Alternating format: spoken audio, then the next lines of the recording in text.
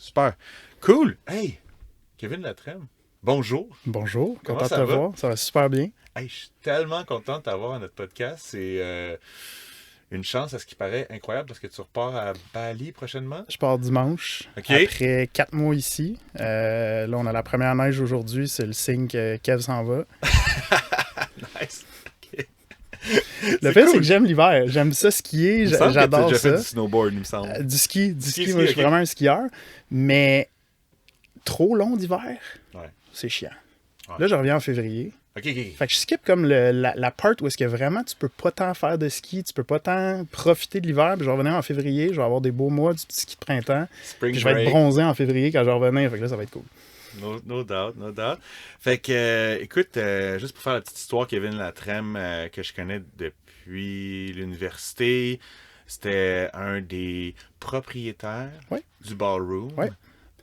Lorsque ça s'appelait Ballroom, ça a changé pour le nom Appart 200. Appartement 200. Tu as été copropriétaire aussi, si je me rappelle bien, du Fitzroy Exact. sur l'ancien Boule Noire. Sur qui- Mont-Royal. sur Mont-Royal, en diagonale avec le métro. Pour les Montréalais qui nous écoutent, si t'es jamais allé là, eh bien, vas-y. Puis, sinon, t'as fait plein de choses. Fait que, tu sais, on va faire un petit topo, en fait, de comme c'est qui Kevin Latrème, sans trop se péter les bretelles. Mais en même temps, il y a quand même beaucoup de choses à dire, je pense, de ton parcours qui a commencé là, au niveau carrière à HEC. Ça a commencé pendant qu'on était au HEC, dans le fond, parce que j'étais dans le comité promo, j'ai fait, voyons, c'était quoi l'autre, CSL. Puis là, de là, les propriétaires de bars, où est-ce qu'on organisait des événements, ils étaient comme, hey Kev, t'as l'air de connaître tout le monde, t'étudies en marketing, ça te tenterait-tu de travailler avec nous autres? Fait qu'avant même d'avoir fini mon HEC, j'étais déjà en train de faire quand même pas pire d'argent dans ce milieu-là, qui est, on va se le dire, c'est le fun de faire le party, c'est le Ouais. fun de rencontrer du monde, je suis quelqu'un d'assez sociable, j'aime ça, toujours être en train de faire des nouvelles découvertes, autant dans la vie que des gens.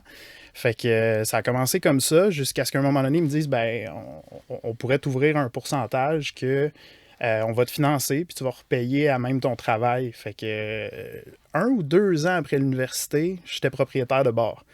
Ça commençait, fait que ça a été comme au début un 10%, racheter un autre 10% pour me ramasser dans le coin de 25% à peu près. Puis là, le Ballroom, qui était un club quand même assez populaire, ça roulait, mais on était en fin de vie. On s'est fait, on avait des problèmes parce que le permis d'alcool nous disait bar, danse, spectacle. Le certificat d'occupation de la ville disait bar, billard. Fait que là, il y a eu des plaintes de bruit. La ville est rentrée là-dedans. Ils nous disent, vous n'avez pas le choix de fermer.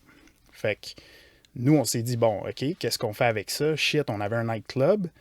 On a regardé les définitions de ce que danse voulait dire, puis c'était une zone spécifique réservée à la danse qui était sonorisée d'une certaine façon. Excuse-moi, mais tu sais, d'aller checker la définition, l'étymologie du mot danse pour après ça arriver avec un plan d'affaires relié à ça, j'imagine. Ben oui, qui était le plan de faire l'appartement 200. Fait qu'on s'est dit, on va faire comme si c'était le loft à quelqu'un. Il n'y a pas de piste de danse. Fait qu'il y a la salle à manger, il y a le salon, le bar, c'est la cuisine, il y a une chambre à coucher, il y a une salle de... Tu sais, on a ramené le billard parce qu'on avait le droit au billard. Yeah.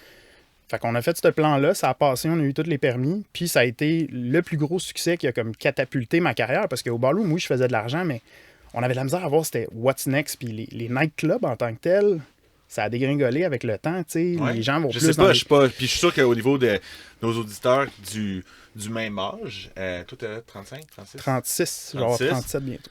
Tu sais, je veux dire, admettons que comme dans notre temps, à l'université, c'était le ballroom les jeudis, après le. Pour ceux qui étaient dans le niveau universitaire à 5 à 7 HEC, puis ainsi que c'était, disons, un no-brainer.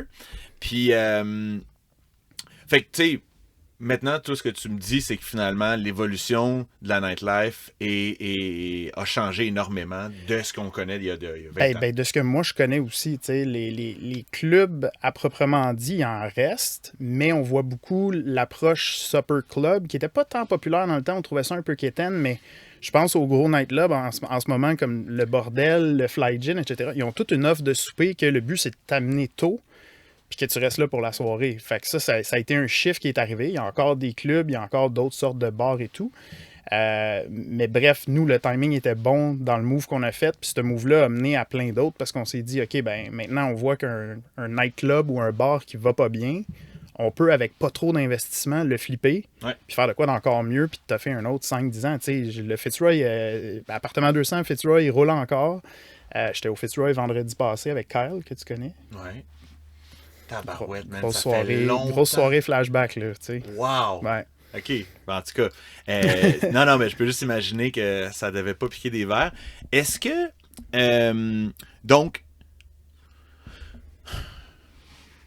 je sais pas comment dire ça, là, mais comme tu sais, t'as commencé au barroom, tu t'es fait un nom dans l'industrie, et là, t'es arrivé devant le fer. En fait, finalement, l'élément déclencheur, c'était vraiment le fameux permis, là, tu sais. Ouais. Puis ça a été, finalement, ça t'a propulsé vers d'autres cieux. Ouais, comme quoi, tu sais, des fois, on voit des embûches, puis on est comme. Puis je me rappelle, j'étais en Floride avec mon ex en vacances, je reçois l'appel, on va se faire fermer par la ville, puis moi, ma vie s'effondrait, là, j'avais tout mis là-dedans, puis c'était comme let's go, on y allait pour continuer, puis là, t'es comme face à cette. Parce que finalement, si t'as plus le droit d'opérer, je veux dire, toi, t'as mis toutes tes billes dans le même panier, tout ton argent, c'est le fonds de commerce, si Ouais. tu comprends bien? Ouais, ouais. Fait que genre, du jour au lendemain, c'est comme, t'as plus rien. C'est de l'achalandage, Le nom l'équipement ballroom, là-dedans. mais ça revend pas bien Non, à non, Trois-Rivières ou à Québec. là. Ouais. OK. Wow. Fait que ça, j'aime bien ça. J'aime bien ça, cette vibe-là. C'est quand même très proche de mon... Comment je pourrais dire, donc? L'idéal entrepreneurial, de tout mettre ses œufs dans le même panier. Puis de croire... Puis on va en reparler. Oui, parce qu'on va revenir, ouais. On va revenir. Mais ceci étant dit, à bien des égards, de croire en son projet à 100% versus d'en faire un sideline, c'est, selon moi, bien différent. Fait que, anyway. Fait que là, bon, Fitzroy, là, après ça, arrive d'autres bars dans la ligne de compte. T'es comme dans un groupe, si je me trompe pas, qui s'appelle A5. A5 Hospitalities. Puis là, vous avez quoi? Donc, vous avez... mettons, quelle année, puis qu'est-ce que vous avez, juste pour donner une idée aux gens, qu'est-ce que ça moi, 2014-2015, j'étais rendu avec Appartement 200, Fitzroy, Mayfair, puis General Sherman à Blainville. Okay. Ça, c'était où est-ce que moi j'étais. On travaillait sur le projet du Campai Garden à ce moment-là. J'étais pour faire partie de ce projet-là. Je trouvais que, contrairement à notre modèle d'affaires des 4 autres, l'investissement il était vraiment, vraiment élevé. Okay. Fait qu'on était rendu dans des millions en financement versus d'autres projets qu'avec 200-300 000, on était capable de flipper quelque chose. Tu flippais à patente, puis tu changeais le vibe. Tu sais, l'appartement 200, on s'est repayé en dedans un an et demi. L'investissement entre le ballroom puis... Fait qu'on avait un modèle d'affaires qui fonctionnait. Mais l'appartement 200 avait déjà, je pense, la notoriété du ballroom qui, là, tu faisais... Tu sais, le monde avait déjà un événement, un endroit go-to à aller. Ouais. Fait que, tu sais, c'était juste comme... OK, c'est juste mieux maintenant. C'est sûr, c'est différent. Il y en a pour qui ça s'adresse pas, mais je pense que vous avez cerné qu'est-ce qui allait intéresser votre crowd, puis vous avez juste bonifié. Ben oui, puis exactement. Puis le Fitzroy, c'était la même chose. Le Boule Noire, c'était une institution qui était là depuis 20 ans.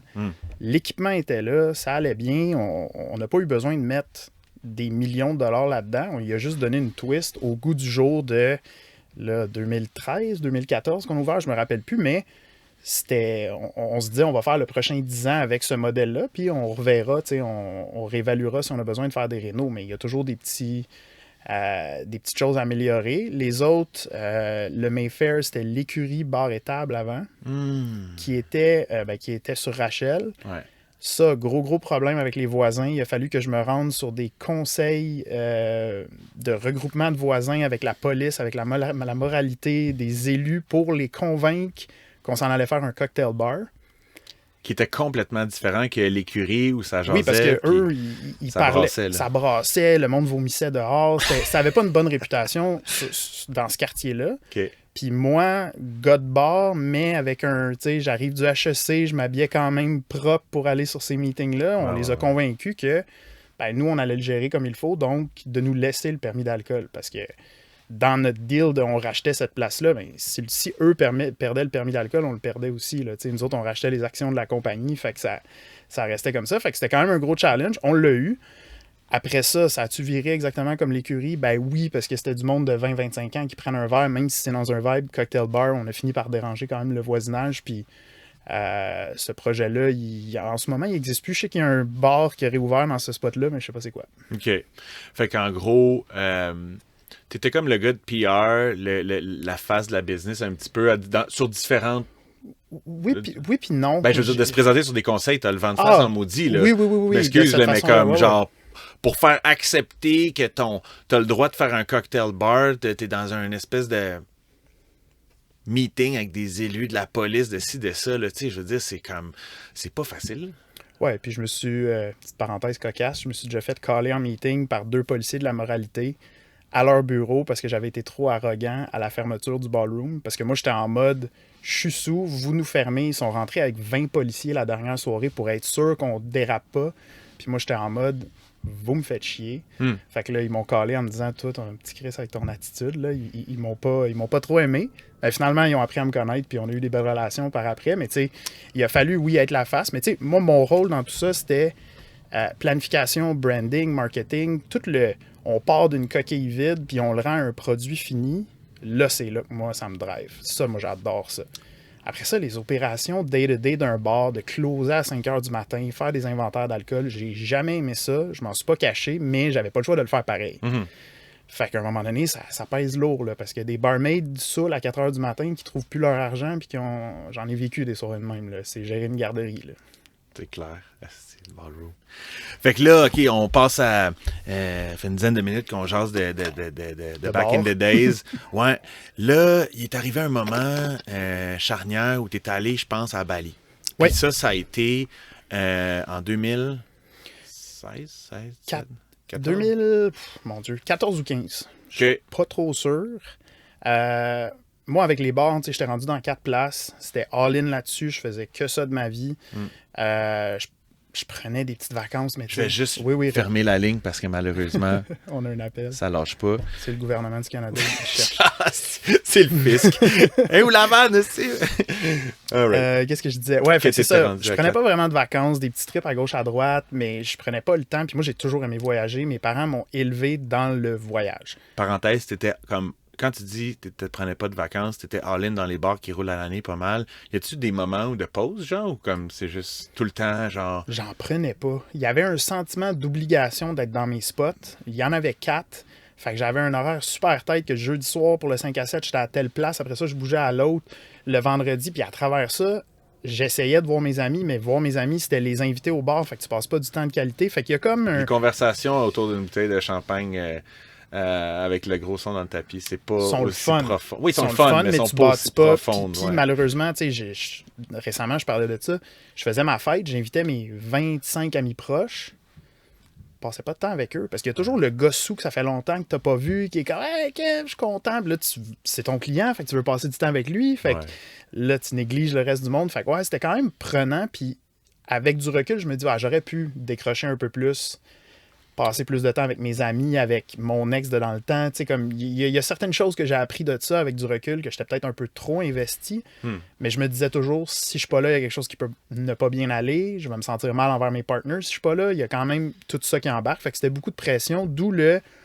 Puis ça, c'est fou parce que me rendre à Bali, une de mes amies dans le temps me dit « Hey, j'ai 2 semaines de vacances, on part en voyage. » Je suis comme « Ouais, ok, parfait. » Elle me dit... C'est loin Bali, mais ça fait longtemps que t'en parles. On aimerait ça aller en Asie. Ça te tente dessus. On s'est booké un voyage de 11 jours.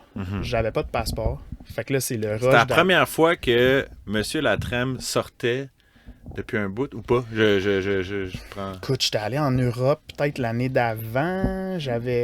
Mais tu sais, j'avais jamais fait le gros voyage de je veux partir. Là, non, parce qu'après l'université, tout de suite, t'es rentré dans le moulin. Puis tu sais, le bout université, puis mettons les 4-5 années après, contrairement à avant, comme je disais, que mes parents, toutes les années, on allait en Europe, mon père voyageait pour la job, on avait la chance de pouvoir le suivre. C'est comme un gap que j'ai oublié ça, le voyage. Puis là, non, j'oublie, j'étais allé en Australie aussi cette semaine. Mais bref, ce voyage-là, 11 jours à Bali, ce qui fait absolument aucun sens parce que ça prend 2 jours se rendre, ça prend 2 jours à revenir. Là. Fait que c'est comme... J'avoue. C'était stupide. J'avais pas de passeport, fait le passeport en roche, on arrive là-bas. Et juste arrivé à l'aéroport à Bali, là, il y a comme quelque chose dans l'air ça sent bon, il y a de l'humidité et tout. Puis là, ça a fait comme OK. Finalement, j'aime peut-être ça, l'Asie. Parce que j'avais des perceptions négatives de l'Asie dans ma tête. Que je sais pas pourquoi. Tout le monde me disait Ah ouais, tu vas triper à Bali, Thaïlande, etc. Puis j'étais comme je sais pas, ça m'attire pas. J'étais stické sur l'Europe parce que c'est ce que j'avais vu puis que je connaissais puis je me sentais à l'aise. Mais c'est sûr que les différences culturelles sont flagrantes. Puis j'étais juste pas éduqué là-dessus. Fait que tout ça pour dire qu'en dedans, on a fait littéralement le tour de l'île en 11 jours. Et de là, tombe sur 2 amis à moi qui sont en train de s'installer là-bas. Puis Alex, ses parents, est en train de construire un hôtel. Fait que hôtel 7 chambres, ils ont des locaux commerciaux en bas. Là, il me parle de tu sais, toi, t'es en restauration, t'aurais-tu des idées pour nous autres? On voulait faire quelque chose là. Il nous manque peut-être de fonds pour ouvrir le resto. Puis moi, là, tout le long, là, puis c'est un petit 5 à 7 happy hour, on prend des drinks, là, puis là, je suis comme. T'es en mode genre, hey! Combien ça coûte le loyer? Puis tu sais, là, je vais faire des calculs. Moi, ça m'intéresserait peut-être. 20 000 $ de loyer par année. Fait que là, je suis comme. C'est une joke. C'est une joke. Fait que là, je commence à faire des calculs. Je vois, tu sais, comme mes 2 derniers jours. T'es-tu sur un spot passant ou ça à ce à devenir? C'était vraiment un à devenir. OK. Route pas pavée, des rice fields partout alentour, mais dans l'évolution du tourisme, on savait que ça s'en venait. Puis. Anyway, ça va tellement vite là-bas. Gros crédit à Alex, qui est le visionnaire de tout ça, que lui a Barefoot Surf Camp. Okay. Lui avait saisi que ce spot-là allait marcher, puis il s'est pas trompé. Là. Moi, j'aurais pu me ramasser dans un spot où j'ai beaucoup fait confiance à lui, à ses parents. C'est quand même des Québécois qui viennent investir des gros montants pour un hôtel. Tu te dis, ils ont fait leurs recherches, ils savent où est-ce qu'ils s'en vont, puis c'était vrai, tu sais. Mais ça aurait pu être aussi un projet de retraite complètement irréfléchi. Oui. Je te donne un exemple. Mes parents, ils ont acheté justement une van complètement flippée à grandeur, puis tu sais, ça n'a même pas pris un an, ils l'ont vendu. Ils ont été chanceux, ils n'ont pas trop perdu d'argent parce que le marché était complètement fou. Mais ceci étant dit, tu sais, il y en a du monde qui ont des projets de retraite comme ça, des idéales. Hey, on va se partir à un resto à Bali. Quelle bonne idée! Puis on va demander à un ami de notre fils s'il voudrait le gérer. Puis, tu sais, j'imagine qu'il te connaissait, mais comme pas en même temps... Non, vraiment pas. Là. Je dis ami, mais c'était connaissance de base. Ça, mais ils ont été chanceux de t'avoir, j'en doute pas, parce que de se ramasser avec des tout croches, j'imagine dans l'industrie, tu pourras en parler plus tard, là, mais comme il y a de tout type de personnes, on ne veut pas bâcher sur personne, mais je veux dire, c'est une industrie qui est multidimensionnelle avec du monde qui arrive de partout. Toi, ben, tu avais quand même un bagage intéressant de justement, tu sais, HEC, marketing, PR, tu avais comme une très bonne base pour justement amener, que ce soit des organisations à Montréal ou à Bali, d'avancer rapidement. Fait que là, tu es rendu là-bas, ils te proposent ça informellement dans un 5 à 7. Qu'est-ce qui arrive? Je finis mon voyage, je reviens à Montréal et je suis plus capable de focusser sur rien d'autre que ça. Tu t'en fous du reste. Le reste, là, je suis comme, c'est ça que je veux faire. Je veux m'en aller là-bas. Je déménage là-bas. C'est comme une nouvelle blonde, genre. Ben oui, je suis tombé en amour avec les gens là-bas, avec le spot, avec il y avait quelque chose du up and coming de la région qui était vraiment intéressante à aller profiter de. Fait que, tu sais, j'ai fait mes calculs. La façon que ça marche là-bas, pour un bail, tu payes upfront. Fait que si tu veux un bail de 5 ans, c'est beau, ils vont te dire c'est 20 000 par année, mais tu payes 100 000. Là, je faisais mes calculs, j'ai réussi à négocier avec eux que j'allais payer. Je pense là, que j'ai donné 40 000 de dépôt. Mon voyage était fin août, début septembre. Un mois plus tard, je devais flipper un 40 000 là-bas pour mettre un dépôt sur le loyer. Puis le 29 novembre, j'avais mes valises, puis je m'installais là-bas. Je partais sur un nowhere. Wow, 3 mois. À peu près. Wow. Entre-temps, rencontrer un chef qui était Robin, que tu as rencontré évidemment parce qu'on avait loué ta vanne pour... tu nous avais prêté ta vanne. Fait que Robin s'en vient de chef, mon ami devient la gérante. Moi, on se rappelle du départ jusqu'à temps que ça ouvre puis que ce soit brandé, c'est ça ma force. M'en occuper, non. Fait que j'avais mis des bonnes personnes clés en place, c'est-à-dire des Québécois qui allaient déménager avec moi là-bas. Là. Fait qu'on était un petit crew de 3 qui allait gérer ça. Wow. Eux avaient un salaire décent pour là-bas, qui est vraiment, vraiment minime pour ici, mais pour vivre là-bas, ça faisait du sens dans leur plan de vie. Puis qu'est-ce qui... Tu sais, mettons, OK, comme, mettons, t'es motivé, tout ça, mais toi, là, comment t'as fait pour, encore une fois, mettre tes œufs... C'était-tu juste les chiffres qui drivaient la patente? Ou comme, tu sais, oui, il y avait une passion, mais comment tu fais pour faire comme... Hey, c'est sûr que ça va marcher. Je vais mettre 40 000 upfront, je vais engager de mes chums que je vais, j'imagine, payer un salaire même avant que je commence à faire des revenus. Là, je vais commencer à engager du monde pour flipper la patente pour que ça ait de l'air sacoche. Il y a énormément d'argent en jeu. On s'entend, là. Tu fais pas juste rouvrir un autre Aldo à, tu sais, je veux dire, ailleurs, dans une ville qui en a pas. Tu sais, c'est comme un nouveau concept que même pour toi, avec la culture... Non, pas tant? Ben oui, mais j'ai juste soupiré un peu avec moi-même parce que c'était de l'insouciance quand j'y repense. Dans le sens où C'est le fun, ça. Hein? Ben oui, parce que j'avais mes autres business qui continuaient à rouler, qui amenaient un certain revenu. Okay. Fait que, tu sais, des fois, les gens vont raconter mon histoire. Ah, il a tout vendu puis il est parti à Bali. Ouais, c'est pas vrai. C'est pas... C'est pas vrai. J'avais un safety net incroyable de mes autres business. Puis on arrivera au moment où je les ai vendus, mais j'avais assez de fonds pour le projet initial, le faire fonctionner. Puis les chiffres marchaient parce que le loyer était tellement petit. Le coût des employés là-bas, c'est presque rien. Même chose pour la bouffe et tout. Je voyais que je pouvais faire du 20 à 25 % de profit. Contrairement à ici, un resto, quand tu fais du 10, tu te fais des gros high five, tu es très, très, très content. Okay. Fait que je voyais l'opportunité. C'était super intéressant. Il y avait un risque parce que, puis tu sais, on se le cachera pas, la première année, j'ai pas fait une scène. Okay. L'année 1, c'était 0,0 $ qui revient. Genre, tu payais tes charges. Oui. Mais tu payais un salaire, tu payais le salaire de tout le monde, puis il y avait pas... Je pense même pas que moi, je me prenais un salaire cette année-là. Je vivais de mes autres revenus. Fait que là, tu étais plus en mode... OK. Je suis en train de builder quelque chose. J'ai un 5 ans de loyer de déjà payé. Fait que oui, l'investissement de départ, le 100 000 de loyer, c'était énorme. Fait que le go-to, en fait, l'incitatif, c'est de dire, exemple, le jour où je pull la plug dans 5 ans, exemple, quand le bail est fini ou même avant, je revends cet espace-là qui a un achalandage, qui a des revenus établis, le fonds de commerce. Là. Oui, puis le loyer au prix qui a augmenté, là, juste te donner une idée, aujourd'hui, on est rendu à peu près 50 000 de loyer par année. Okay. Parce que le marché a augmenté jusque-là, puis il a augmenté quand même très rapidement jusqu'à la pandémie. Fait que je voyais toujours... De 2014, 15 à 2020. Excuse-moi, c'est juste pour toujours mettre en perspective. Ben oui. En 5 ans, ça a quasiment plus que doublé, en fait. Ouais. Plus que doublé.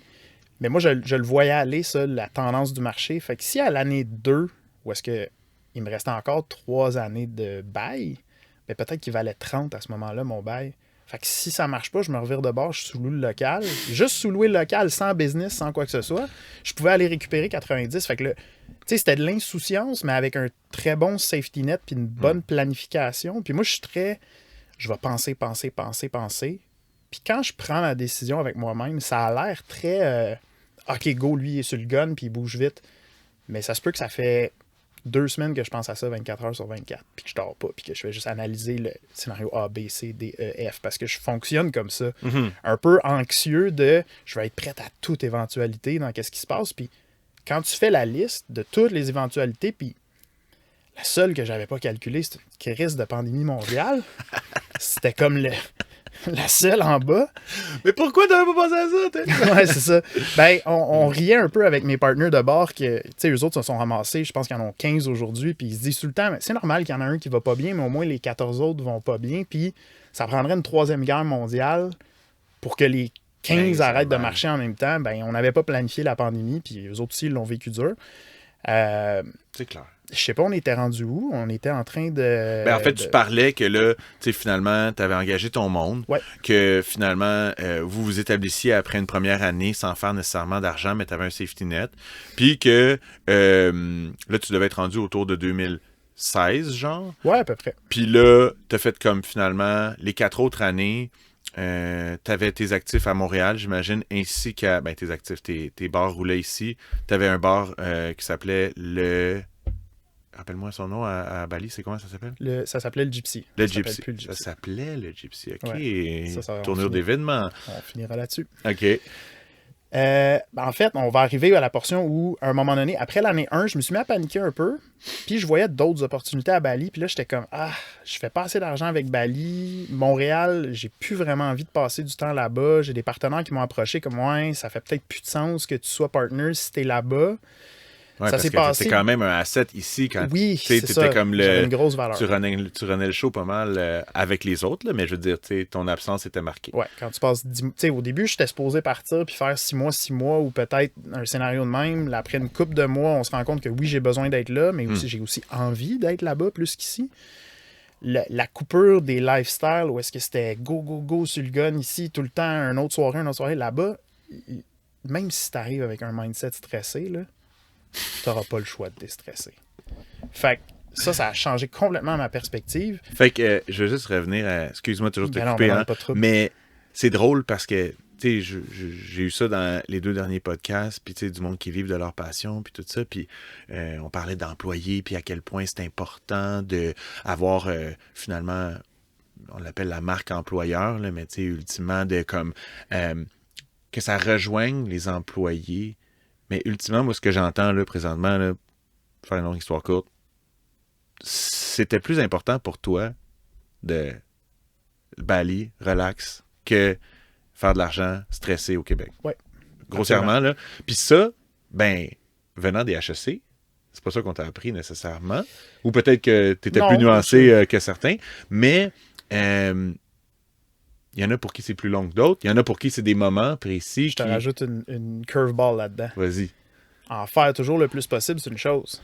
Mais si tu fais 300 000 par année puis qu'à la fin de l'année, il te reste 0, ou que tu fais 50 000 par année, mais tu es capable d'en économiser 30, c'est lequel le meilleur scénario? C'est un peu ça, parce que la vie coûte tellement peu cher là-bas que le stress de je dois faire un certain montant n'était plus trop là. À 15 000 là, par année à Bali, j'ai eu une extrêmement belle vie. Les paradigmes sont complètement différents. Ben oui, ici, là, on est tout le temps comme, OK, je veux un nouveau char, je veux ça. On dépense. Moi, c'est ça que ça a changé dans mon mindset, parce que surtout dans le milieu des bars, c'est bien du flashiness, bien du, OK, je m'achète du nouveau linge, des souliers à 400$, c'est pas... Ça me parlait plus. Cool. Ouais, je t'ai shaké dans ton... Non, au contraire. Moi, je pense que it's sinking in, là, parce qu'au contraire, ça c'est une leçon de vie, tout ça. Tu sais, puis comme, je veux pas avoir de l'air quétaine là, dans ce que je vais te dire, mais comme, tu sais, d'être entrepreneur, ça t'apprend un shitload d'affaires que tu n'aurais jamais appris à l'école. Ouais. Et puis, tu sais, de ce que j'entends là, une chance que tu es passé par Bali, right? Parce que tu serais crissement pas la même personne aujourd'hui. Je me le demande. Il y a des fois où, puis ça, c'est un autre de mes problèmes, je me remets souvent en question sur qu'est-ce qui serait arrivé si j'avais fait telle ou telle chose, qui, à un moment donné, il faut que tu arrêtes parce que tu n'avanceras pas. Puis ça, la pandémie, je me suis un peu embourbé là-dedans, là, parce que... C'est sûr que tu as tout perdu. Là. Ben... Fait que là, venons-en. Là, finalement, tu es arrivé finalement à la 1 an de Bali. Là, tu te recherchais. Là, finalement, tu vends tes actifs 2018, c'est ça? Ou bien entendre mon ventre dans le micro, hein? Ah, c'est chill. Le café était bon, mais non, c'est correct. Attends, je vais baisser le micro un petit peu. Le gars, il a faim. C'est ça, j'ai plus d'argent depuis la pandémie, je mange plus. En échange d'un McDo, il a accepté de faire le podcast. Fait que là, tu arrives finalement, en passant, on a fait 27 minutes, il nous reste à peu près une demi-heure, fait qu'on a le temps. Donc, prochain projet à Bali, c'est ça que je comprends, on est rendu là? Oui, là, c'est peut-être plus assez fort. Hein? Ouais, ok, excuse. Je vais calmer mon ventre. Ok. Repose ta question, tu couperas ça. Le prochain projet après le Gypsy? Ce que j'ai vu comme opportunité, c'était location de villa, Airbnb, tout le kit. Ouais. Fait que j'ai investi dans une villa que j'ai louée, puis même chose que les restaurants. Fait que tu veux louer à un certain prix pour 3 ans, tu payes 3 ans upfront. Fait que là, j'ai fait la première villa, ça allait super bien, j'habitais dedans, je louais les 2 autres chambres. Pourquoi ils sont de même? Honnêtement, je sais pas. Pourquoi ils font pas juste comme demander au mois puis plus cher? Genre, c'est parce qu'ils ont... C'est quelque chose de très culturel. L'électricité là-bas, là, tu reçois pas un bill d'hydro, là. Tu vas au dépanneur, tu achètes 100$ d'électricité, puis quand il n'y a plus d'électricité dans ton compteur, ça shut down. Tout est payé d'avance. Le crédit là-bas n'est pas quelque chose. Puis tu sais, acheter une auto, à un moment donné, je magasinais un Jeep, je voulais m'acheter ça. Le prix faisait du sens, puis tout ça. Mais là, je regardais les taux de financement, c'était 12, 14, 15%. J'étais comme, ça fait pas de sens. Je l'ai, l'argent, je vais le payer. J'arrive pour essayer l'auto, je l'essaye, je l'aime. Il est comme, ah ouais, mais là, le prix, ça, c'est le prix avec le financement. Si tu payes cash, c'est plus cher. J'étais comme, ben quoi? Ben parce qu'eux, ils vont faire tellement moins d'argent overall. Oh ouais. Mais c'est juste totalement différent. Fait que, première villa, j'habite dedans, je loue les autres chambres, c'est super cool. Je rencontre plein de monde, je fais du cross-selling avec le resto parce que donne un café gratuit, ils viennent déjeuner, etc. Fais une deuxième villa. Là, celle-là, je la louais en entier, puis je louais les chambres dans la mienne. Fait que, petite business comme ça qui commence à rouler, qui était à ce moment-là pas très enregistré, c'était sous le radar, mais ça passait, on se faisait pas achaler. De nos jours, c'est plus compliqué, ça prend des permis et tout. Là, en 5 ans, ça a changé énormément. Puis après ça, j'ai rencontré des Californiens qui avaient un resto. Puis leur resto, il était bien situé, la bouffe était bonne, mais il manquait quelque chose dans leur spot. Le petit Kevin's, la Puis là, tram je suis comme, OK, on pourrait faire de quoi de vraiment cool avec ça. Eux, ils ont le goût d'investir, ils ont le goût qu'on fasse de quoi. Fait que, pire cauchemar ever. Ah non. Parce que... C'était pas A5 Hospitality. Là. Non, puis j'avais pas le contrôle que je pensais que j'allais avoir. Je rentrais comme le dernier partenaire. Pas une grosse mise de fonds. Je pense que je mettais quelque chose comme 15 000 pour 15%. Ça faisait du sens. Il y avait un contracteur qui embarquait en même temps que moi. Il allait faire 15 000 de travaux pour 15%. OK. Make sense. Parfait. Moi, je mets, tu sais, on va acheter les meubles à déco, l'équipement qu'on a besoin. Lui, il rénove tout. On ferme. Le contracteur démolit la place pour prévoir toutes les rénovations. Il disparaît. Il crie son camp. Ah. C'est-tu un contracteur Bali? Fait que là, moi, je balinais. Fait que moi, je viens de mettre 15 000. On a un resto démoli. On n'a rien. Fait que j'ai fini par mettre l'autre 15 000 pour qu'on finisse les rénaux. Puis, ça a pris, évidemment, le triple du temps. Tu sais, nous autres, on pensait... Qu'est-ce que c'était? Non, je pensais que... En fait, non, je fais juste imaginer le feeling. En fait, j'essaie toujours de le mettre dans la peau des autres, puis c'est... ben, tu sais, ça arrive ici, là, mais c'est parce que tu le payes pas nécessairement... Non, il y a du monde qui le paye upfront puis qui se font avoir. Mais on n'avait pas payé, en fait. Okay. C'est ça l'affaire, c'est que lui, il ne mettait pas d'argent, il mettait son temps pour avoir son 15%. Fait qu'on n'a pas sorti d'argent, mais là, on avait un resto qui était démoli. Fait que là, il a fallu ressortir de l'argent qu'on pensait pas aller sortir. Puis les autres gars, eux autres, leur resto, il allait pas top. Là, il n'y avait pas de l'argent qui traînait. Fait que là, marge de crédit, carte de crédit, je veux pas les abandonner, je me sens mal, j'ai mis de l'argent. Puis moi, tu sais, si je suis 15 000 down, ben, rendu là, je vais mettre un autre 15, je vais être vraiment all-in dans le projet. Et là, les choses ont fait en sorte que le timing de notre réouverture, moi, j'étais à Montréal. Un des partenaires était au Vietnam avec sa famille, l'autre était en Équateur. Fait qu'il restait juste notre partenaire indonésienne. Ça a floppé.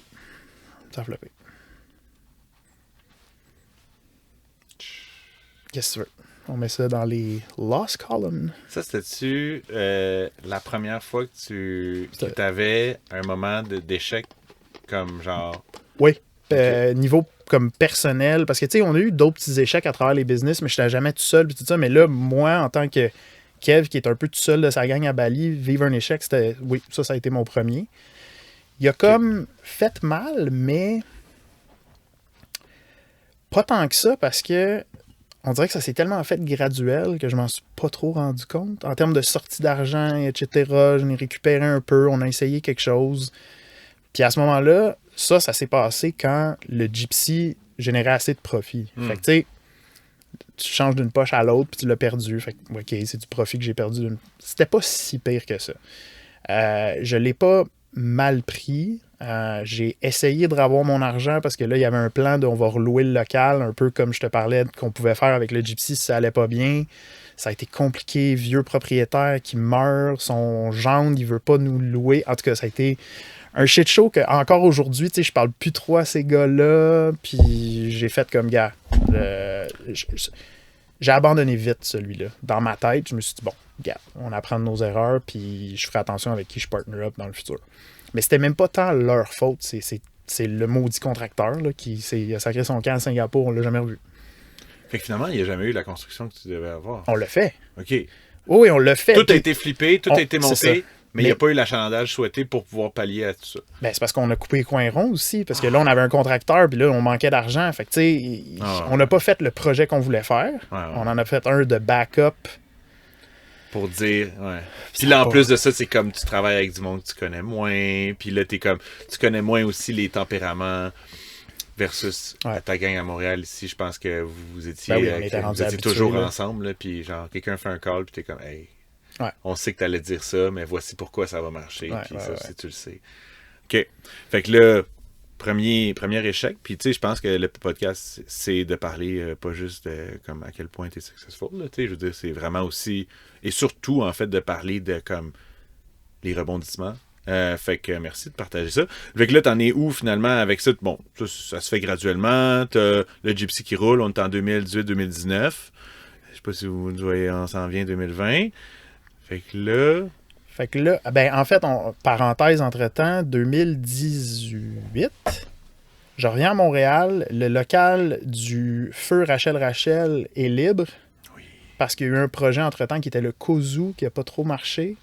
Les autres, ils disent feu Rachel parce qu'il y a eu le feu dedans. Ouais, c'était même pas... no pun intended, mais ouais, non, j'ai pas... bref.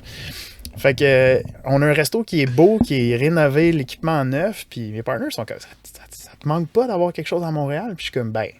Tu sais, on a amené de Montréal à Bali, pourquoi on ramènerait pas un peu de Bali à Montréal? Fait que, sans trop gros investissements, on a changé du mobilier, changé des assiettes, on a refait un menu, on a ramené Robin dans tout ça, puis on a ouvert le Gypsy à Montréal, qui se voulait être un peu une copie du vibe de Bali en type café. Tu prends un verre le soir, mais tu peux aussi virer. Le brunch a pris le bord vite. Ah ouais, il était bon. Il était bon, c'était le fun, mais c'est pas payant, puis c'est de la job. job, c'est des petites marges. Là. Côté main-d'œuvre, même à ce moment-là, c'était tough d'avoir du monde pour faire des samedis, dimanches. Puis le flip, à 3h30, on est en train de closer des caisses, puis à 9h le lendemain matin, le monde déjeune. On rêvait en couleur un peu là-dessus. Fait qu'on a tassé ça, ça a super bien été. Y a-tu de quoi de plus à dire là-dessus? J'étais très content de revenir. C'était le fun d'avoir un port d'attache ici. Ouais. Une des choses qui, moi, m'a un peu sauvé le condo qu'on est devant aujourd'hui, j'ai pensé tellement de fois de le vendre dans les 10 dernières années. Puis je suis tellement heureux aujourd'hui de l'avoir parce que la pandémie a fait que je suis revenu ici, j'ai fait d'autres. Mais autant que j'ai fait un move, puis je reviens au fameux, il a tout vendu pour s'en aller là-bas. Pas vrai. C'est pas vrai. Oui, j'ai vendu mes autres business par après, je me suis généré du cash flow avec ça. Mais il y a toujours une partie de moi qui est ici. Pourquoi? Ben, ma famille est ici, mes amis sont ici, c'est le fun de revenir voir du monde. Mais c'est ça. Fait qu'on a fait le projet Gypsy. Je pense que c'était pas mal. On a-tu fait le tour là-dessus? T'as-tu des questions sur Gypsy à Montréal? Ben, tu penses-tu que le projet de Gypsy, bon, si t'avais pas été à Bali, c'est sûr que ça n'aurait jamais eu lieu, mais comme t'essayais de ramener un petit peu à Montréal, un vibe que t'avais à Bali, tu sais, moi j'essaie toujours de poser bonnes questions. Est-ce que c'était pas comme un peu genre de dire comme un carré dans un rond, là, dans le sens où comme est-ce que c'était ça que le monde voulait, tu penses, à Montréal? Est-ce que tu penses que tu as réussi de ton objectif? Puis je veux dire, la question est pas, il n'y a pas de sous-entendu, mais tu sais, comme t'as essayé de ramener Bali à Montréal. Oui. Je sais pas si tu te rends compte de comment c'est. Oui, Montréal, c'est une ville de party. Oui, Montréal, c'est une ville de pas Oktoberfest, mais de Igloo Fest puis de Oshiaga. Mais ceci étant dit, est-ce que finalement c'était comme un autre défi que tu poussais pour. C'était. Bon, Bali, on se le cachera pas, c'était un play de marketing, cette histoire-là. Là. Bali est vraiment à la mode. Tu sais, un établissement, c'est cool, là, tu peux ouvrir une pizzeria au coin de la rue, faire de la super bonne pizza, ça va bien marcher, mais quand tu as l'histoire derrière, tu sais, je me ramène à l'histoire de l'appartement 200, que c'est le loft à quelqu'un de riche qui t'invite dans un party, le Fitzroy qui était basé sur l'Australie à cause d'un voyage que j'avais fait là-bas, le quartier Fitzroy m'avait inspiré. Tu sais, quand tu as quelque chose à vendre alentour, c'est juste plus facile de créer du contenu puis de le faire voir puis que les gens s'y attachent. Fait que ça a rempli son objectif dans Bali. Après ça, les plats qui avaient une saveur Bali, ça a toffé 6 mois, puis tranquillement, pas vite, c'est parti. Puis c'est devenu, oui, n'importe quel autre spot comme le Rachel était. Mais on avait réussi à accrocher les gens avec les brunchs, avec tout le reste, que c'est devenu un hangout spot que 100%. les jeunes de 25-30, que c'était à peu près le range que j'étais à ce moment-là, peut-être plus, mais tu sais, ma clientèle était là. Ça marchait, c'était correct. Non, on n'a pas ramené Bali, mais on a utilisé Bali et mon histoire de Bali pour faire fonctionner ce spot-là. Puis là, ça allait évoluer en d'autres choses, mais ouais, je considère que ça a quand même servi à ce que ça fonctionne. 100%. Mais moi, ce que je retiens de ce que tu as dit, c'est le storytelling était la pierre angulaire pour justement faire en sorte que dès le départ, ça soit considéré comme différent, puis qu'après ça, ça se fasse un nom, puis après ça, que le monde y réfléchisse quand ils vont faire leur choix de où est-ce que je sors à soir. Fait que, comme dans n'importe quel business, là, ultimement, il faut qu'il y ait une histoire qui suive, puis c'est ces histoires-là qui font en sorte que le monde se déplace. Fait que, ben, good job pour ça. Moi, j'ai été, en fait... quand c'était les brunchs, c'était assez top-notch. Ouais, je me sentais comme à Bali. Fait Ouais. que, Merci. Fait que, ceci étant dit, le 2018-2019, encore une fois, on commence à approcher. Fait que là, t'as les spots à Bali, t'as de l'argent qui rentre de là-bas, t'as de l'argent qui rentre d'ici, t'as le Gypsy à Montréal, comme self-made, là, avec une belle équipe. C'est quand même assez impressionnant. Moi, en tout cas, je trouve que c'est comme un idéal que je souhaiterais à mon meilleur chum. C'était le scénario idéal, comme tu dis, parce que je pouvais, rendu à ce moment-là, les deux spots roulaient assez sans mon implication dans le day-to-day que j'haïs.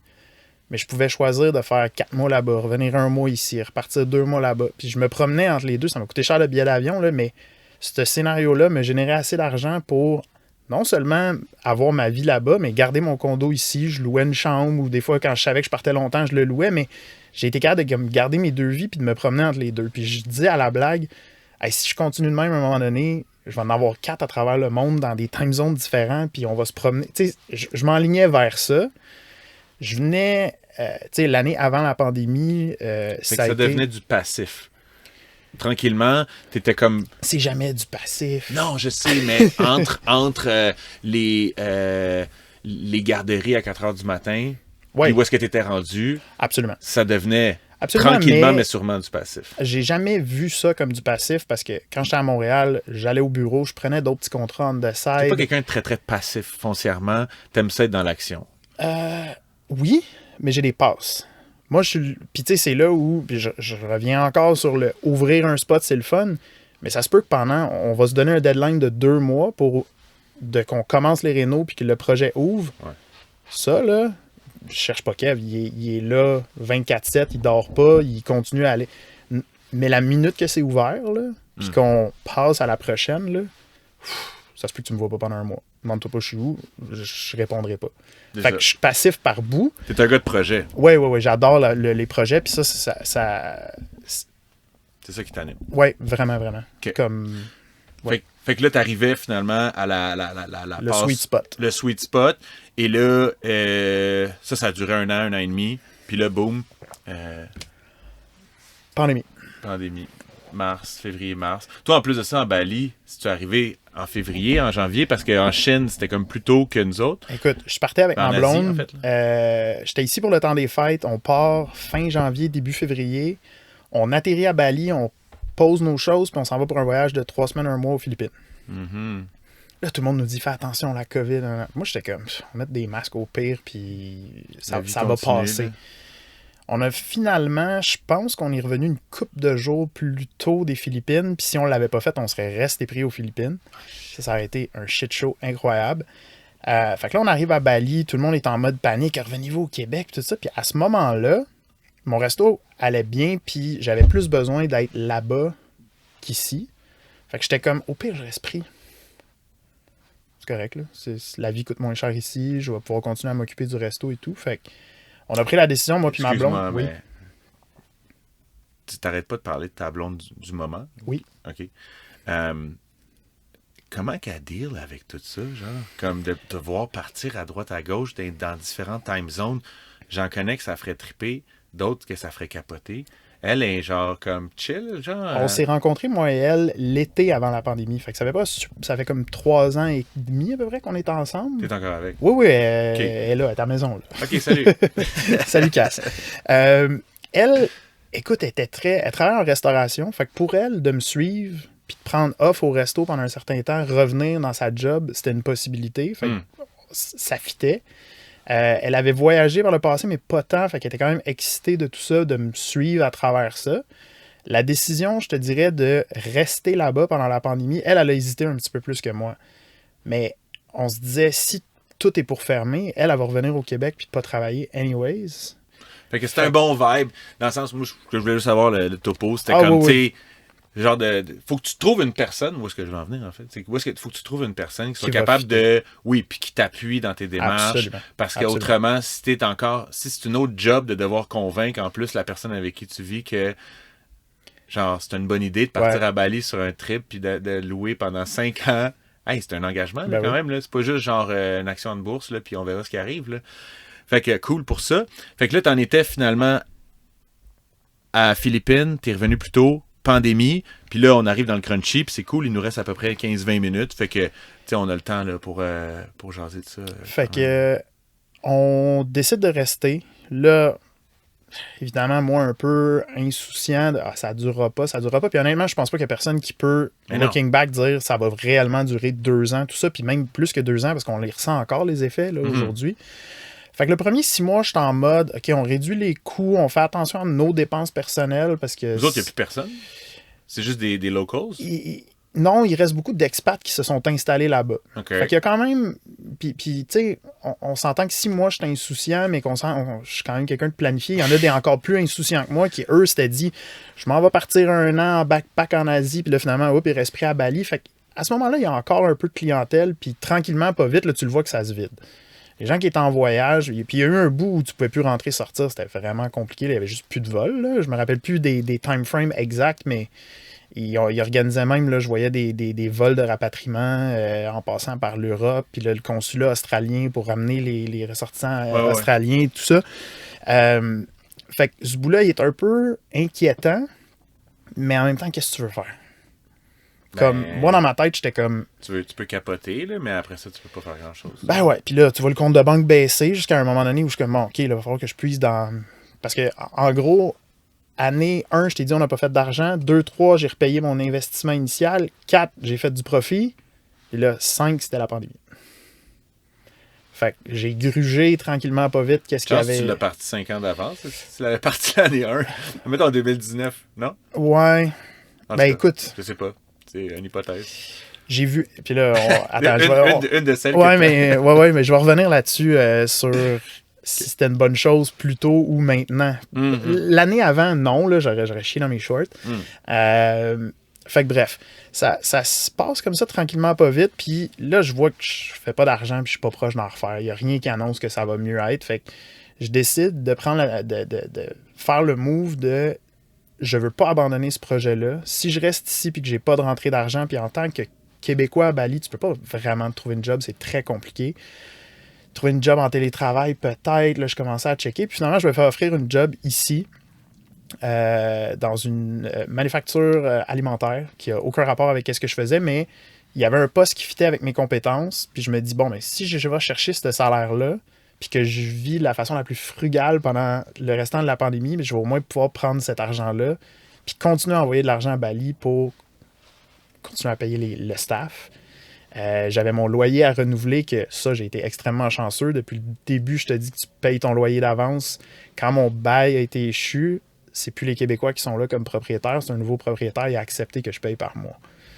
S'il n'avait pas accepté ça, ça mourrait parce que j'aurais pas ressorti un 200 000 $ pour payer du loyer upfront, ne sachant pas. Parce que là, les loyers là-bas, il n'y a pas de loi comme ici, j'imagine. Là. Fait que quand tu dis qu'il avait augmenté, lui, il te demandait-tu le même loyer ou pas? Il te demandait 2 fois plus? 2 fois et demi plus? Non, il me demandait beaucoup plus parce que dans le fond, moi, j'avais mon premier 5 ans qui est arrivé à échéance pendant la pandémie. Fait que moi, là, le premier 6 mois de la pandémie, ça allait bien parce que mon loyer était déjà payé. Mais là, à un moment donné où, rendu décembre 2019, là, mon bail original de novembre 2000, là, je suis plus sûr de mes années, là, si ça marche, là, mais bref. Ça arrivait à échéance. Fait que là, lui, il voulait de l'argent, mais évidemment qu'entre-temps, le marché a augmenté. Puis lui, il jouait la carte de c'est correct, il y a la pandémie, mais je ne vais pas signer un autre deal avec toi pour 5 ans à un prix d'avant parce que la minute la pandémie finit, ça va remonter. Puis en réalité, les loyers, ils n'ont même pas baissé avec la pandémie. Puis il y a énormément de compétition de plus. On se rappelle, tantôt je disais, c'était un chemin de terre des rice fields alentour, il n'y avait rien. C'est rendu que c'est bâti partout. C'est quoi, Sun Road? C'est fou. Puis, fait que c'est ça, le marché n'a pas baissé. Fait que j'ai signé un deal en acceptant une hausse qui était beaucoup trop élevée pour les circonstances de la pandémie, mais au moins, il me laissait payer par mois. Mais tu sais, quand tu travailles ici, puis qu'à tous les mois, tu perds 3-4 000 $, puis il faut que tu le shippes là-bas, puis que là, ça dure 2, 3, 4, 5, 6, t'es rendu à 1 an. J'ai pas fait le calcul. Tout le long que ça se passait, là, je calculais pas. Parce que je me suis dit, la minute que je vais me mettre le nez dans mes états financiers puis que je vais voir combien j'ai mis dans la dernière année, ne sachant pas quand ça va reprendre, je tire la plug.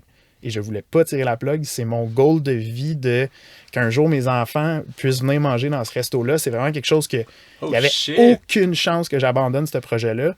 Peu importe combien ça me coûte. J'ai réhypothéqué mon condo. C'est dans les dizaines et les dizaines de milliers de dollars ce que j'ai mis pour garder ça en vie. J'ai gardé, mettons, 70% de mon staff. Il n'y avait pas la PCU là-bas, là. Fait que j'ai fait un plan de genre, guys. Trudeau, t'étais où? Moi, j'ai été chanceux de l'avoir parce que j'avais encore des business ici, puis tout était là, ça m'a sauvé un peu. Mais ouais, j'étais comme eux, c'est ma petite famille, c'est ma deuxième famille, je veux pas les abandonner, mais d'un sens, je peux pas continuer à les payer leur salaire habituel, même s'il est bas. Fait que là, c'était une affaire d'habitude, tu travaillais 5, 6 jours semaine. Là, tu vas faire 2 jours, on va te payer au prorata. Tout est good. Mais ça a été. Ouais, c'est ça, ça a été Ça a été très rough. Ah, ben oui, parce que pendant ce temps-là, moi, je travaillais dans une job ici, puis on se rappelle, je suis pas quelqu'un qui. Je suis quelqu'un qui est drivé par des projets. Là, c'était plus un projet, c'était un job. Fait que. Ouais, ben ça aurait dû être ça. Mais moi, dans la vie, je fais ça, puis je tombe. Mais là, j'ai fait ça, puis là, je le gardais parce que je suis comme ça. Fait que moi, dans une job de 9 à 5, il faut que je fasse attention parce que je roule dans le tapis tout le temps. J'ai pas de deuxième vitesse, là. C'est 100%. Slow ou 100%. Ben, 150%.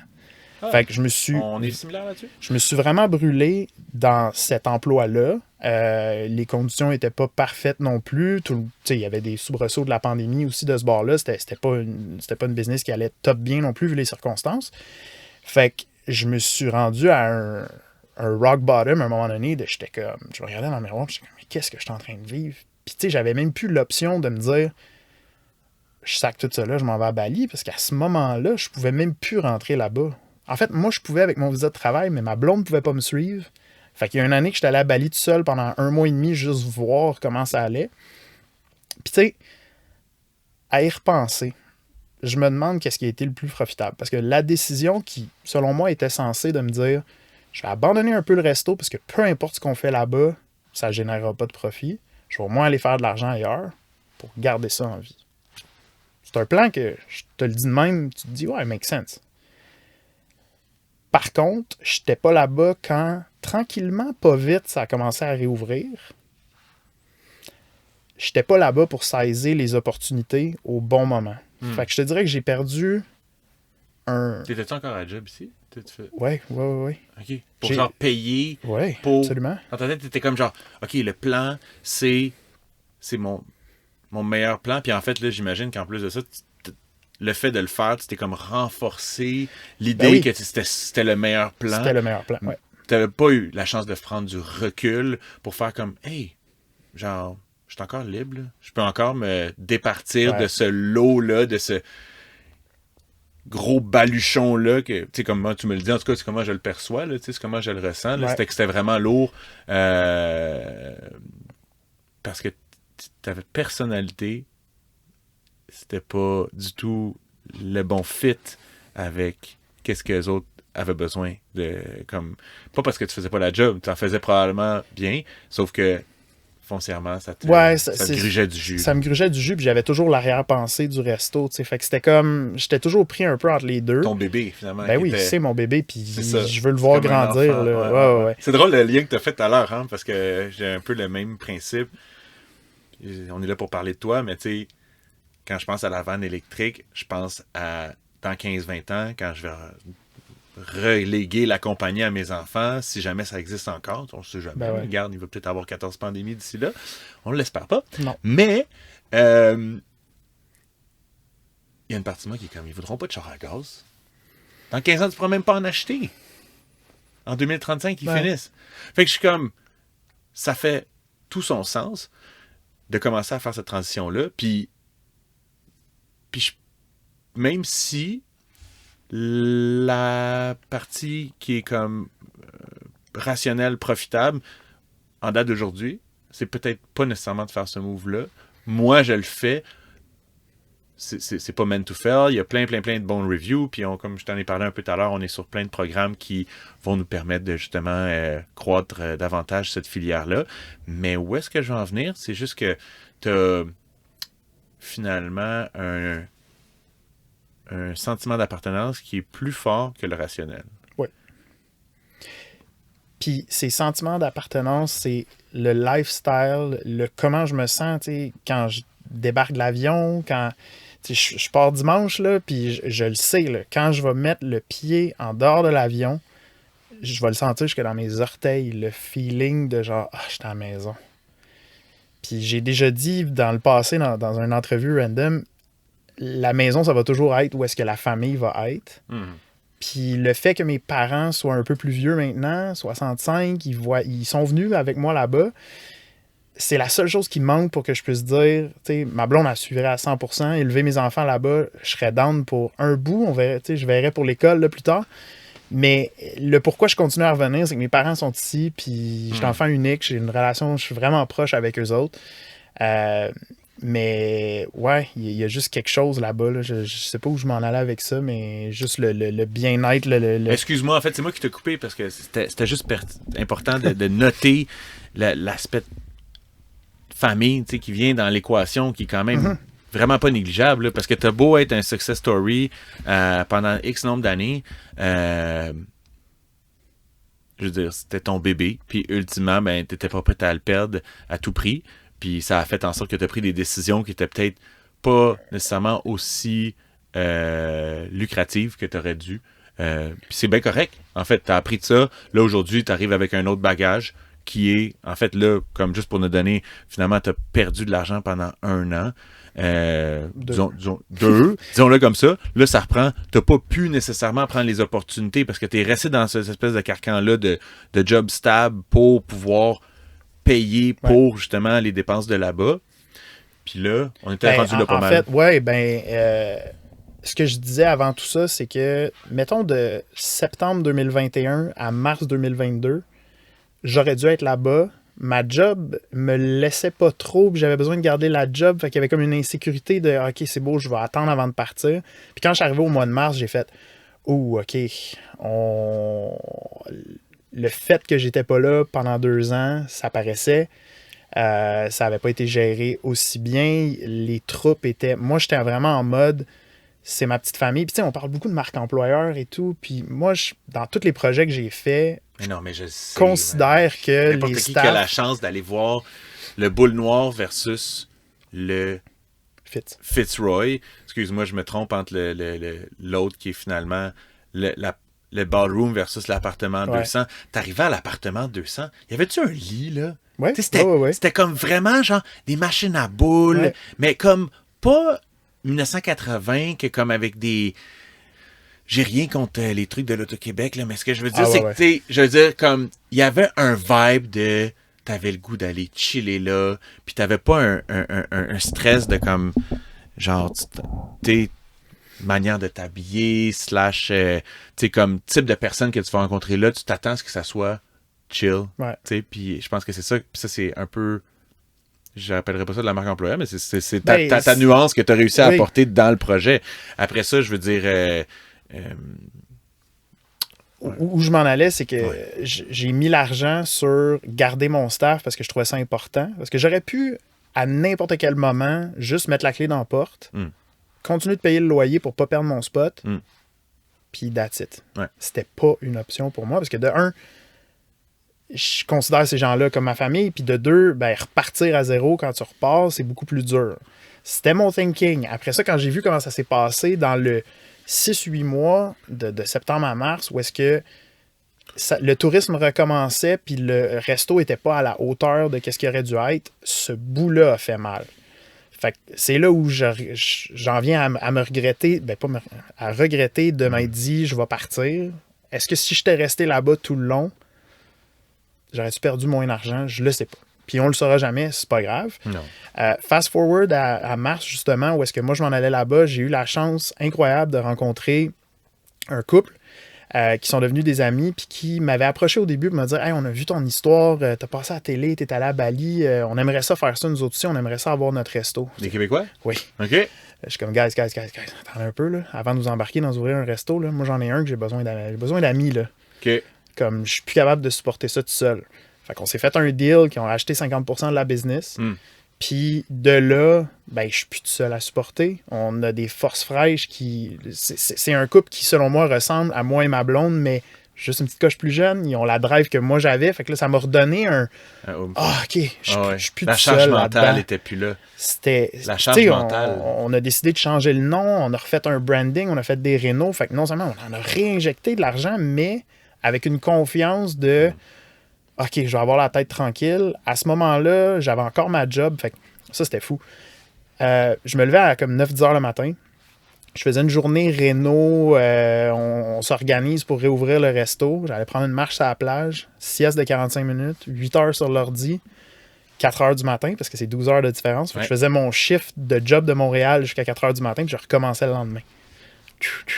Non-stop. Il y a j'allais dire 6 semaines à peu près que j'ai fait ça. OK, j'étais comme 6 mois. Non. C'est mort. Non, je l'ai fait... Toi, t'étais comme genre, OK, là, ça reprend, fait qu'il faut mettre les bouchées doubles. Oui, absolument. OK.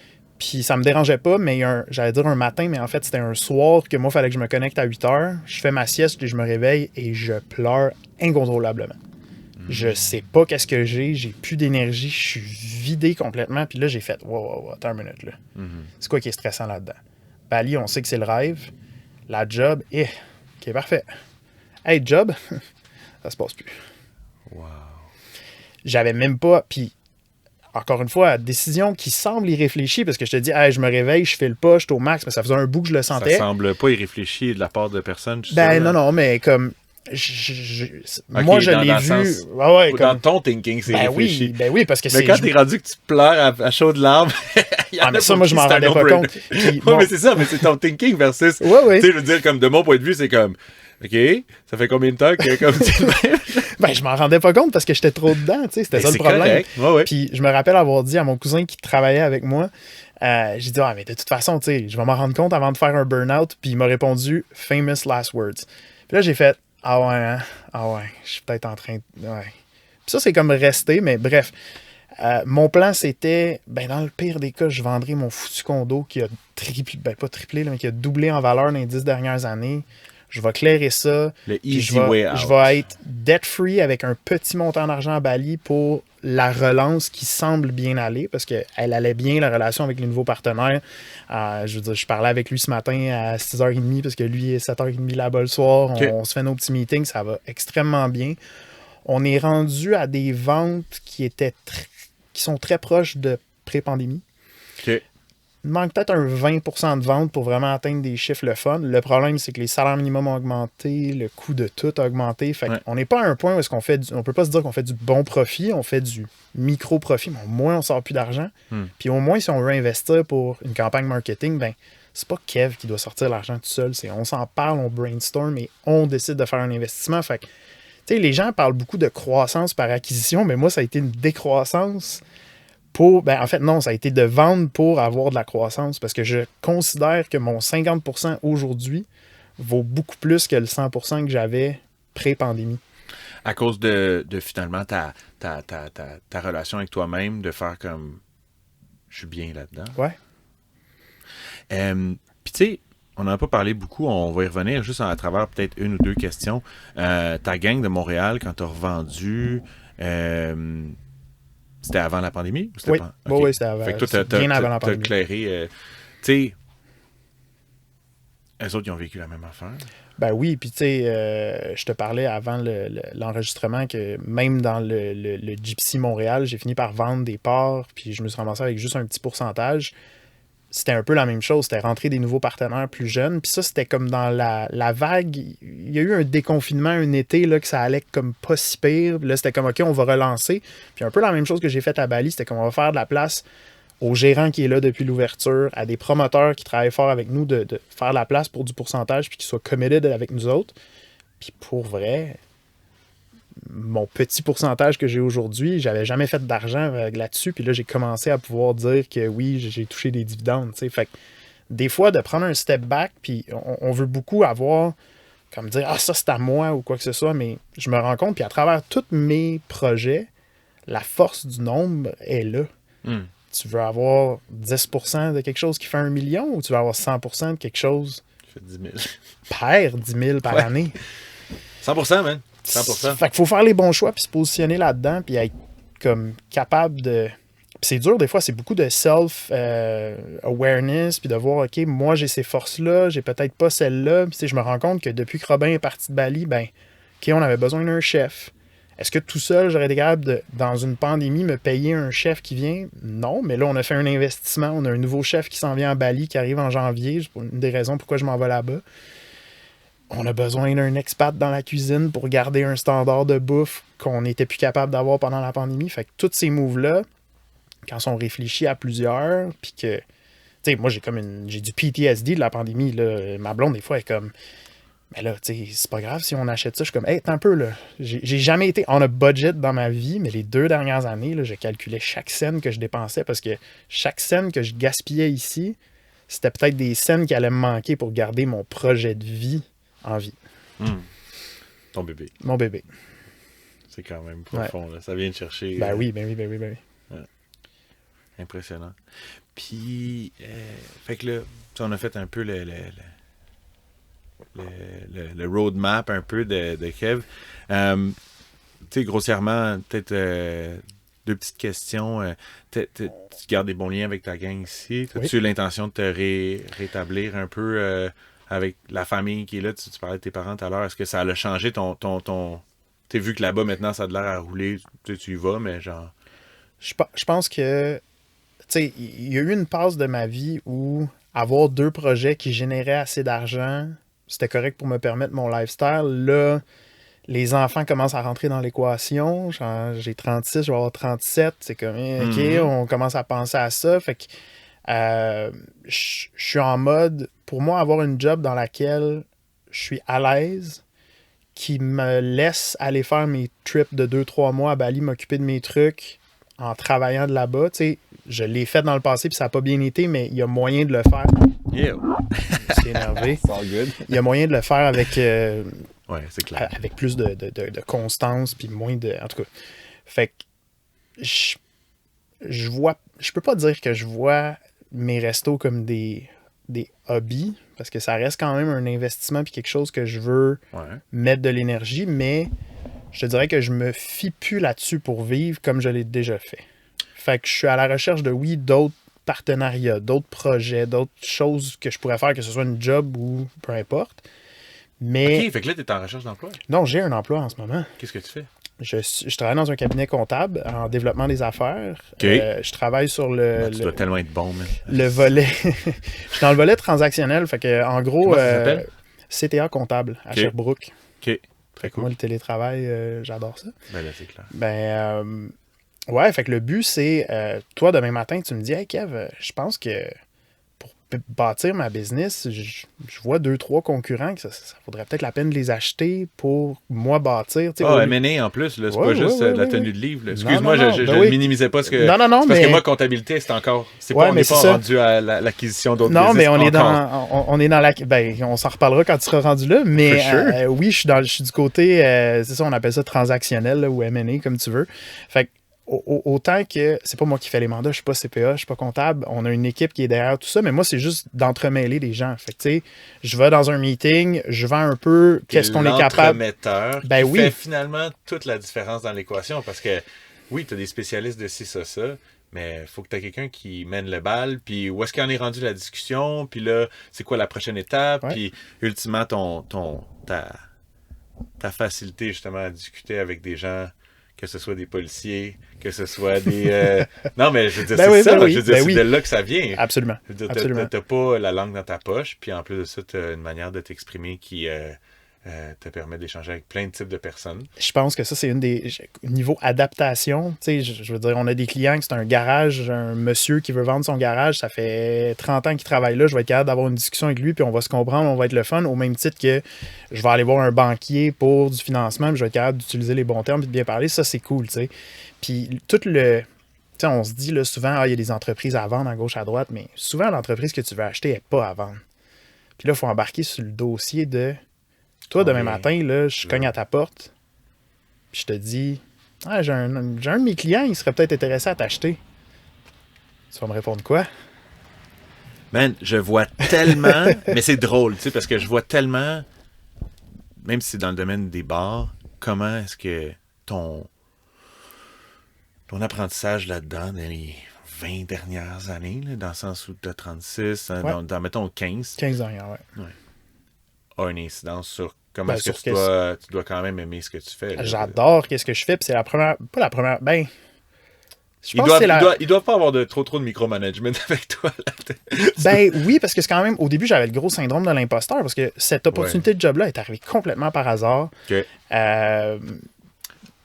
Écoute, je rentrerai pas dans le détail parce que c'est vraiment compliqué, Hmm. mais je pense qu'eux voyaient plus de potentiel en moi que moi-même j'en voyais, parce que moi, j'étais comme, ben, je connais pas... Tu sais, oui, je connais les états financiers, oui, j'ai géré des business, oui, j'ai fait ça, mais j'ai pas le titre. Puis de pas avoir le titre de CPA Sure. ou de fiscaliste, j'étais comme, mais je vais aller dans des discussions puis je saurais pas de quoi je parle. Puis au contraire, Ah, man, je préférerais clairement plus parler avec toi qu'un CPA dans certaines situations. ben oui, parce qu'on va se parler des vraies affaires puis on va vraiment aller voir... On passera pas par quatre chemins. Qu'est-ce que t'as de En dedans besoin? d'une heure, tu es capable d'en dire beaucoup plus ou de Ben oui. saisir beaucoup plus d'informations. J'en suis convaincu. Ouais, puis je suis capable de me mettre dans leur... Parce que j'en ai fait de la vente. J'ai fait des acquisitions de bars, on les a flippés, j'ai vendu. Fait que j'ai été des deux côtés de la table. Mais t'as pas eu puis t'as pas juste eu... Tu sais c'est quoi d'avoir un échec. Fait que Ouais. quand tu travailles avec un client, t'as un bagage qui va bien au-delà de comme... CPA qui a jamais parti de business, qui est en train de dire à l'autre comment faire. Ouais. Excuse-moi, là, mais genre, ça vient pas me chercher, là. Puis Ça ce qui est le fun, c'est que les partners sont quand même... Ils ont dans mon range d'âge, puis c'est justement des gars qui font d'autres investissements, ont d'autres business. Fait qu'on on a vraiment une dynamique qui est le fun dans tout ça. Puis je vois vraiment où, mettons, les 5 prochaines années, en tant que gars qui veut s'établir avec une famille, puis continuer à voyager à Bali, mon setup actuellement, je suis très, très satisfait. Après ça, le plus dur de ma job en ce moment, c'est que quand je magasine des entreprises pour des clients, là, j'ai le goût de les acheter. Quand tu fais le calcul du BAYA, puis t'es comme, attends un peu, ça repaye 1 an et demi cette histoire-là, puis ça crime, je pourrais aller chercher tel financement, OK. puis je pourrais mettre ma blonde comme manager. Attends un peu, on va l'acheter. Attends, là, Là, je suis comme... Non. Mais OK, fait que finalement, dernière question, t'as 1 minute 11, puis c'était vraiment, vraiment cool à date. Je vais continuer à l'être, là, mais juste non, mais c'est parce que je veux juste pas que tu penses que... Non, mais c'est parce que ça fait quand même 1 heure et quart. Dernière question. On va la poser à tout le monde. J'aimerais savoir quelque chose que tu n'as pas, un souhait, OK, que tu aimerais avoir. Que ce soit... Donc, dis-moi pas, j'aimerais ça, avoir plus de clients. C'est pas du tout ce qu'on recherche. J'aimerais ça avoir quelque chose qui va te chercher plus personnellement. Je te donnerai un exemple, mais ça serait pas le bon. Je vais te laisser me répondre, puis si jamais ça me convient pas, ben, je te le dirai. Mais, genre, tu sais... d'avoir des bons clients. C'est vraiment Par plus rapport quelque à chose. moi personnel ou l'entreprise? Toi, personne. OK. Ben, je vais te couper dans ta question parce que j'ai un goal ultime. Go. J'ai sorti mon téléphone pour te le montrer, puis je pourrais t'envoyer la photo si tu veux le mettre. Là. Dans tous les téléphones que j'ai eus, là, si je vais dans mes photos, je sais pas c'est où, attends un peu. C'est pas grave, la caméra est juste là. On va pouvoir juste le montrer de même. J'aurais pas à éditer rien. OK. Ça, c'est mon objectif de vie. C'est la première photo dans mon téléphone.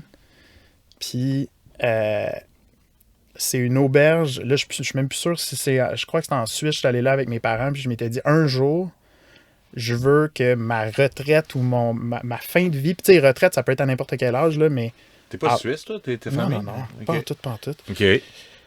Mais cette auberge-là, c'est comme un goal, puis je l'ai toujours gardé dans mon téléphone. Tu sais, tu fais le ménage de photos, là, tu tapes en haut, c'est la première, là, ça, c'est ce que je souhaite. Okay. Mais, c'est obligé d'être en Suisse, non. Puis est-ce que j'ai passé proche d'atteindre mon objectif? S'il n'y avait pas la pandémie, je serais peut-être déjà là, mais ça reste ça mon goal. Ouais, c'est ça. Ce que je souhaiterais le plus, c'est d'être capable de me rendre à quelque chose qui va me driver autant que ça. Je planifie pas prendre de retraite dans la vie. Moi, je vais continuer jusqu'à temps que... Mais dans des projets peut-être plus passifs, comme tu disais tantôt, même si je suis jamais passif, j'ai toujours les mains dedans. Mais... Puis en fait, juste pour compléter la question, qu'est-ce qui te permettrait d'atteindre ça? En fait, c'est plus l'idée de dire, est-ce qu'il y a, tu sais, exemple, là, tu parlais d'acheter des business, comme est-ce que finalement tu es à la recherche présentement d'acheter d'autres business, ou est-ce que c'est plus comme non, tu as de la rattrapée chez CTA. Tu sais, je veux dire, y a-tu comme quelque chose qui te manque pour arriver à ça? C'est plus ça mon... Non, je c'est pense vraiment que plus le temps en fait qui va déterminer la chose. je te dirais que mon setup actuel est...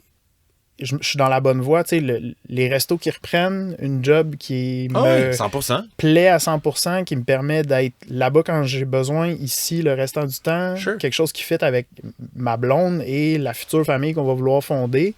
Je te dirais, à part ça, peut-être faire des plays d'immobilier ou peut-être, oui, acheter un autre petit business, mais je non. serais quand même en voie de me rendre à ce goal-là dans 10-15 ans, ce qui ferait du sens parce qu'on parle d'un plan de retraite. Fait que, après ça, dans le reste, il n'y a pas grand-chose que je souhaiterais. Mais c'est suffisant. En fait, moi, je suis très, très satisfait de ta réponse. C'est vraiment plus que des fois, c'est ça, le monde a pour se rendre là, justement, des besoins. Mais tu l'as bien décrit, c'est...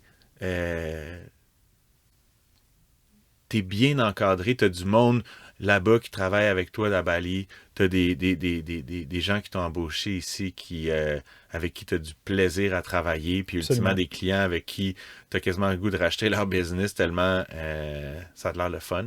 Fait que je pense qu'overall, une belle conclusion. Je suis vraiment content de t'avoir jasé. Moi aussi. Sur ce, on se souhaite encore un autre un beau 5 ans, un beau 10 ans, un beau 15 ans. Un beau 2 ans. Tu me réinviteras à voir comment ça se passe à Bali dans 2 ans. 100%. On fera un update. Merci beaucoup. Ça fait plaisir.